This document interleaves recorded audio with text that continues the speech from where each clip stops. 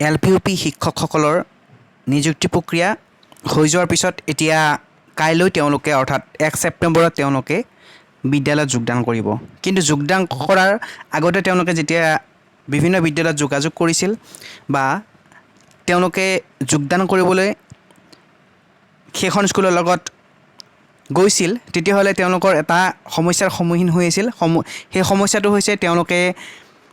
সেই বিদ্যালয়খন যিখন আছিল তাত এমেলগেমেটেড হৈ আছিল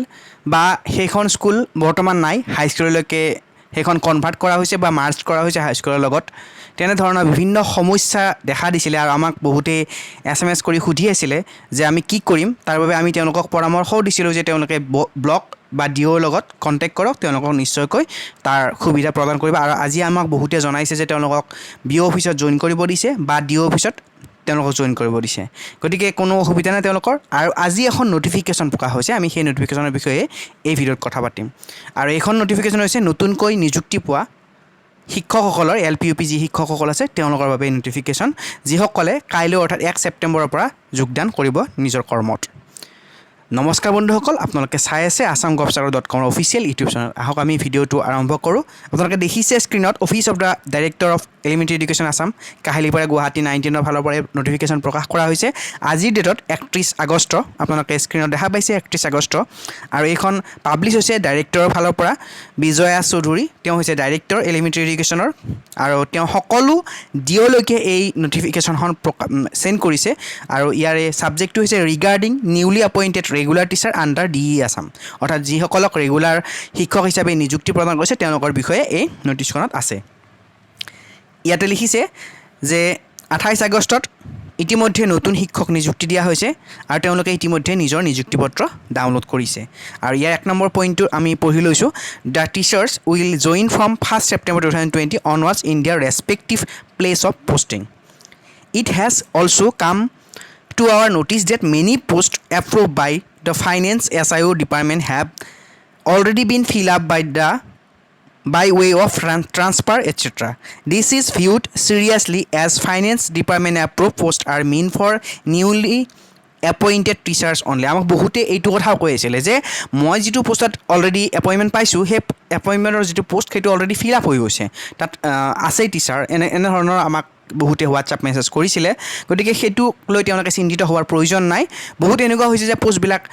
ভেকেণ্ট হৈ থকাৰ পিছত তাত ট্ৰান্সফাৰ হৈ বহুতে শিক্ষক আহি গৈছিল আৰু সেইটো পোষ্ট ফিল আপ কৰা হৈছিল। কিন্তু সেই পোষ্টটো অনলি ফৰ নিউলি ৰিক্ৰুইটেড যিখিনি টিচাৰ আছে তেওঁলোকৰ বাবে এপ্ৰুভ হৈছিল। গতিকে তেওঁলোকৰ সমস্যা নহ'ব, নিশ্চয়কৈ সেইখিনি BO বা DOৰ ফালৰ পৰা আৰু ডাইৰেক্টৰৰ ফালৰ পৰা সমাধান কৰা হ'ব, সেইটো কথা ইয়াতে উল্লেখ কৰিছে। তাৰপিছত the vacancies were submitted from your end for the year 2017-18 and in the meantime many schools have been amalgamated and merged as per gov instruction। অৰ্থাৎ 17-18 যিখিনি স্কুল আছিলে ভেকেঞ্চি আছিলে সেই ভেকেঞ্চিখিনি তেওঁলোকে যেতিয়া দিছিল তাৰপিছত এনেকুৱা হৈছিল যে বহুত স্কুল এমেলগেমেটেড হৈছিল আৰু তাৰ বাবে কিছু অসুবিধাৰ সন্মুখীন হৈছে বুলি তেওঁলোকে ইয়াতে উল্লেখ কৰিছে। There may be cases where the vacancy have already been filled up or school has already been amalgamated or merged। হয়তো এনেকুৱা ধৰণৰ এই কাৰণটোতে যি মাৰ্জ হৈছে বা এমেলগেমেটেড হৈছে তাৰ বাবে তেওঁলোকৰ সেই যি ভেকেঞ্চি ফিল আপ হৈ গৈছে, তাৰ বাবে এই সুবিধা হৈছে। কিন্তু তেওঁলোকে যি এই এপইণ্টমেণ্ট দিছে সেই 17-18 যিখন লিষ্ট আছিল সেই হিচাপতে দিছে। গতিকে কিছু অসুবিধা নিশ্চয়কৈ হৈছে আৰু সেইখিনিৰ বাবে তেওঁলোকে নেক্সট পইণ্টত আকৌ লিখিছে in that case the newly appointed teacher shall be allowed to join in the office of DDO concerned BO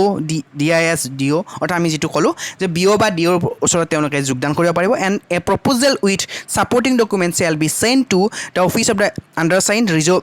the problem latest by 25 September 2020। অৰ্থাৎ 25 ছেপ্টেম্বৰৰ ভিতৰত ব্লকসমূহে একেলগে গোটেইখিনি যিখিনি এনেকুৱা ধৰণৰ অসুবিধা থাকে তেওঁলোকে ডিষ্ট্ৰিক্টলৈকে পঠাব আৰু ডিষ্ট্ৰিক্টৰ পৰা তেওঁলোকে ডাইৰেক্টৰলৈকে সকলোখিনি পঠাই দিব। The concerned DO R requested to collect the compile all ছাচ issue regarding joining and submit A consolidated report. অৰ্থাৎ সকলোখিনি একেলগে দিবলৈ কোৱা হৈছে যাতে সকলোখিনি একেবাৰে ছিংগল এক্সাৰচাইজত গোটেইখিনি ঠিক হৈ যায়।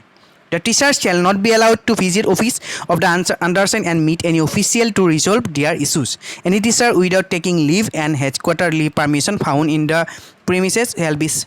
face consequences as per government। অৰ্থাৎ কোনো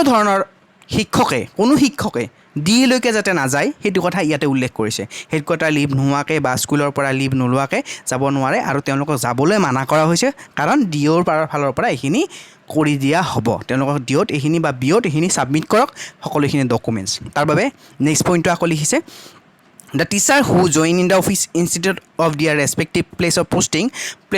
যেহেতু জইন কৰিব নোৱাৰে বহুতে বিঅ' বা ডিঅ'ত জইন কৰিব তেতিয়াহ'লে তেওঁলোকৰ যিখিনি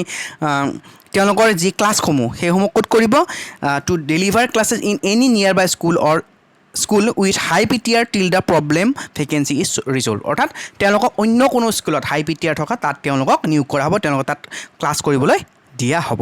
in addition the newly recruited teacher who are COVID-19 positive এইটো আমাক প্ৰশ্ন কৰিছিল বহুত কেইজনে যে COVID-19 পজিটিভ হৈছে এনেকুৱা 2-3জন মান এনেকুৱা আমি পাইছিলোঁ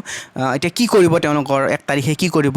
আমাক সুধিছিলে গতিকে তেওঁলোকক আমি এটাই কথা কৈছিলোঁ যে তেওঁলোকে একবাৰ যোগাযোগ কৰক পাৰিলে তেওঁলোকৰ ডিঅ' বা বিঅ'ৰ লগত ফোনত একবাৰ যোগাযোগ কৰক তাৰপিছত তেওঁলোকক নিশ্চয় সলিউশ্যন দিব গতিকে ইয়াতে সেইটো কথা কৈছে যিয়ে তেনেকৈ আছে তেওঁলোকৰ বাবে আৰু under treatment shall be allowed to join as and when they recover and report for duty যেতিয়া তেওঁলোকৰ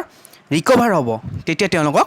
ডিউটিত যোগদান কৰিবলৈ কোৱা হৈছে গতিকে কোনো অসুবিধা নাই কোনো চিন্তা কৰাৰ প্ৰয়োজন নাই যিসকলৰ ক'ভিড পজিটিভ হৈছে তেওঁলোকে সোনকালে সুস্থ হৈ উঠক আৰু নিজৰ কৰ্মত যোগাযোগ কৰক It is mentioned in the appointment letter that physical fitness certificate from concerned Joint Director of Health Services is required from the newly appointed teacher, which is essential documents for release of their first salary bill. অৰ্থাৎ ইয়াতে এটা কথা কোৱা হৈছে যে fitness চাৰ্টিফিকেটৰ কথা কৈছিল physical fitness certificate সেইখন তেওঁলোকে দিব লাগিব জইণ্ট ডিৰেক্টৰ হেল্থ ছাৰ্ভিচৰ ফালৰ পৰা কিন্তু কেতিয়া দিব লাগিব যেতিয়া তেওঁলোকৰ ফাৰ্ষ্ট চেলাৰী বিলৰ সময়ত তেওঁলোকৰ তাৰ আগতে তেওঁলোকে ছাবমিট কৰিব লাগিব বিঅ' অফিচত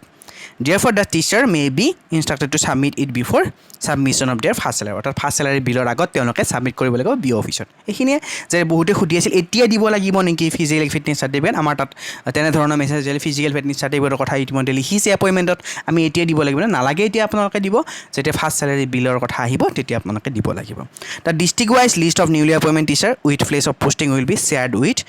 ইউ অভাৰ ইমেইল অৰ্থাৎ ডিঅ'সকলক ইতিমধ্যে ডিষ্ট্ৰিক্ট ৱাইজ যিসকল টিচাৰ এপইণ্ট কৰা হৈছে তেওঁলোকৰ লিষ্ট ইতিমধ্যে পঠোৱা হৈছে সেইটো তেওঁলোকেহে সকলোখিনি চাব পাৰিব কোনো ধৰণৰ শ্বেয়াৰ কৰিবলৈ মানা কৰা হৈছে গতিকে এয়া আছিল এটা আপডেট নিউলি টিচাৰসকলৰ বাবে বহুতেই এনেকুৱা সমস্যা ইতিমধ্যে পাই আছে বহুতৰ প্ৰশ্ন আহি আছে আমি কি কৰিম কি হ'ব এনেধৰণৰ বিভিন্ন প্ৰশ্ন তেওঁলোকৰ আহিছিল যে কেনেকৈ জইন কৰিব গতিকে তেওঁলোকে কাইলৈ যোগদান কৰিব নিশ্চয়কৈ যাব পাৰিব আৰু যিসকলৰ অসুবিধা হৈছে তেওঁলোকে কি কৰিব বিঅ' অফিচত যোগদান কৰিব বিঅ' অফিচলৈকে ডাইৰেক্ট যাওক যদি স্কুলত যোগদান কৰিব দিয়া নাই তেতিয়াহ'লে বিঅ' অফিচলৈ যাব বিঅ' অফিচত আপোনালোকে যোগদান কৰিব পাৰিব তাৰপিছত বিঅ'ৰ ফালৰ পৰা আপোনালোকক স্কুল দিয়া হ'ব ক'ত আপোনালোকে বৰ্তমান সময়ত ক্লাছ কৰিব লাগিব আৰু যিহেতু 21 ছেপ্টেম্বৰলৈকে বন্ধ ইতিমধ্যে কৈছে স্কুলত যাব নালাগে বা 50% তাৰপিছত যাব লাগিব বুলি কোৱা হৈছে গতিকে সেইখন নিশ্চয় ফ'ল' হ'ব কিন্তু আপোনালোকে কাইলৈ যোগদান কৰিবলৈ চেষ্টা কৰে যিহেতু আপোনালোকক কাইলৈৰ পৰা যোগদান কৰিবলৈ কোৱা হৈছে স্কুলত যাওক বা হেড টিচাৰৰ ঘৰত যাওক যিকোনো আপোনালোকে যোগদান কৰিবলৈ চেষ্টা কৰে যদি যোগদান নহয় আপোনালোকে বিঅ' অফিচত গৈ যোগদান কৰে আৰু যিসকল ক'ভিড পজিটিভ হৈছে তেওঁলোকৰ অসুবিধা নাই তেওঁলোকে যোগদান এতিয়া কৰিব নালাগে আৰু যিসকল ক'ভিড টেষ্ট এতিয়ালৈকে কৰা নাই তেওঁলোকে নিশ্চয়কৈ ক'ভিড টেষ্ট কৰিব লাগিব আৰু ক'ভিড টেষ্টৰ সময়সীমা ইতিমধ্যে বঢ়াই দিয়া হৈছে আপোনালোকে নিজৰ টেষ্টসমূহ কৰিব লাগিব আৰু এইটো কম্পালচৰি হয় আপোনালোকে ক'ভিড টেষ্টসমূহ কৰি লওক সোনকালে কালি জইন কৰাৰ পিছত আপোনালোকে ক'ভিড টেষ্ট কৰক এয়া আছিল এটা খবৰ আপোনালোকৰ বাবে বহুতে হয়তো এই নটিফিকেশ্যনখন পঢ়িছে কিন্তু কিছু কথা বুজি পোৱা নাই আমাক এইখন দেখা পোৱাৰ পিছতো কিছুমানে সুধি আছিলে আৰু এইখন হয়তো বহুতে পোৱাও নাই সেইবাবে আমি ভিডিঅ'টো প্ৰস্তুত কৰিলোঁ আৰু আপোনালোকে ভিডিঅ'টো ভাল পালে যদি ভাল পালে লাইক কৰিব শ্বেয়াৰ কৰিব লগতে আমাৰ চেনেলটো যদি এতিয়ালৈকে ছাবস্ক্ৰাইব কৰি লোৱা নাই আপোনালোকে ছাবস্ক্ৰাইব কৰি ল'ব ধন্যবাদ জয় অসম